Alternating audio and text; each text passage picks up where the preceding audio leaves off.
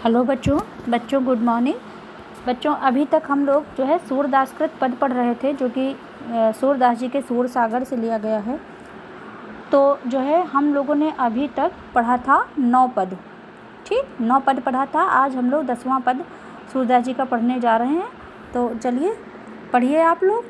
और काव्य पंक्तियाँ अवश्य पढ़ा कीजिए बच्चों। काव्य पंक्तियाँ पढ़ेंगे तो आपको अर्थ समझ में आएगा, और कोई समस्या होगी तो पूछिएगा, ठीक है। हाँ बच्चों चलिए देखिए। निर्गुण कौन देश को बासी, मधुकर कहे समझाए सौंह दे, बूझत बात न हासी। कौ है जनक कौन है जननी, कौन नारी को दासी, कैसे वरन वेश हैं कैसो, किह रस में अभिलाषी। पावो गो पुन कियो आपनो, जौरे करोगे गासी, सुनत मौन हुए रहो बावरो, सूर सबे मतिनासी। सूरदास जी प्रस्तुत पद में कह रहे हैं कि गोपिकाएं उद्धव से कहती हैं कि निर्गुण कौन देश को वासी, यह आपका जो निराकार ब्रह्म है, भला ये किस देश का वासी है, भला ये किस देश में रहता है। मधुकर कहे समझाए सौंह दे, बूझत साँच न हासी। कहती हैं गोपिकाएं उद्धव जी से कि हम तुमसे सौंह माने प्रतिज्ञा लेना, प्रतिज्ञा लेती हैं कि तुम हमें क्या करो, साँच, बूझत साँच न हासी, हमें सत्य बताओ, ठीक न हासी, इसमें किसी भी प्रकार की कोई लापरवाही मत करो, हमें क्या करो, हमारी सत्य बात बताओ, इसमें किसी भी प्रकार की जो है लापरवाही मत करो। क्या बताना है उद्धव जी को कि निर्गुण किस देश में रहता है, यह जो निराकार ब्रह्म है वो किस देश में रहता है, कहाँ का वासी है, ये पूछ रही हैं गोपिकाएं उद्धव जी से। फिर कहती हैं कौ है जनक, उस निराकार ब्रह्म का पिता कौन है, कौन है माता, कौन है जननी, कौन उनकी माता है, तथा कौन है नारी, कौन उसकी पत्नी है, कौ दासी, वह उसकी दासी कौन है, कैसे वरण वेश हैं कैसो, उसका रंग बताओ भला कैसा है, तथा वेश है कैसो, वेशभूषा कैसी है, किह रस में अभिलाषी, तथा वह, फिर कहती हैं कि तथा वह नीरस है तो फिर किस रस का अभिलाषी है।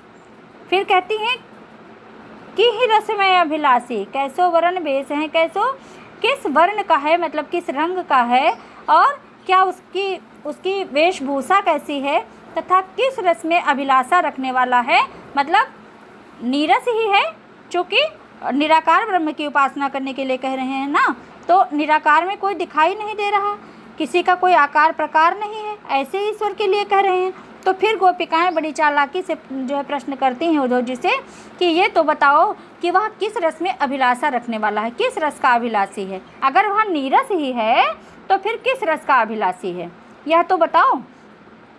पावे गो पुन कियो आपनो, जौरे करोगे गासी। फिर कहती हैं हे उद्धव तुम हमें सत्य बताओ, पाओगे पुन कियो आपनो, जौरे करोगे गासी। फिर कहती हैं हे उद्धव तुम हमें सत्य बताओ, वाह यदि तुमने सही नहीं बोला, पाओगे पुन कियो आपनो, जौरे करोगे गासी।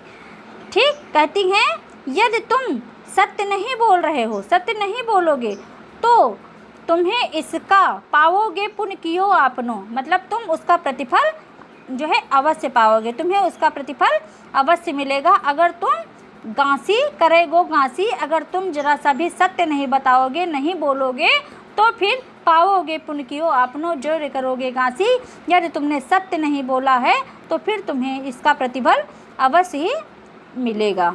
ऐसा गोपिकाएं किससे कह रही हैं, उद्धव जी से कह रही हैं। सुनत मौन हुए रहो बावरो, सूर सबे मति नासी। सूरदास जी कहते हैं कि यह सुनते ही, सूरदास जी कहते हैं कि यह बात सुनते ही उद्धव जी क्या हो गए, उद्धव जी की मति ही भ्रष्ट हो गई। सुनत मौन हुए रहो बावरो, सूर सबे मति नासी।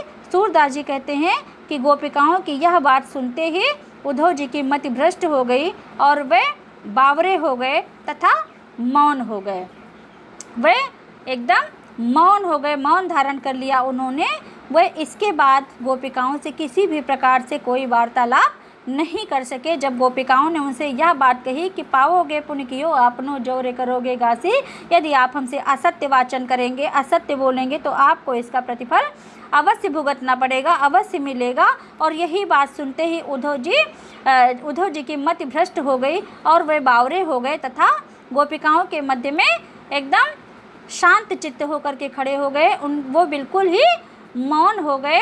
ऐसा गोपिकाओं ने उन्हें निरुत्तर कर दिया। भाई आप ही बताइए, जब निराकार ब्रह्म की उपासना करने के लिए कह रही हैं और ये कहती हैं कि ये बताओ कि निराकार ब्रह्म जो है वो कैसा है, उसके माता है कौन है, पिता कौन है, कौन दासी है, कैसे रंग के हैं, किस रस की अभिलाषा करते हैं, फिर आप ही बताइए कि उनके पास कैसा उत्तर बचेगा। कोई उत्तर नहीं बचा।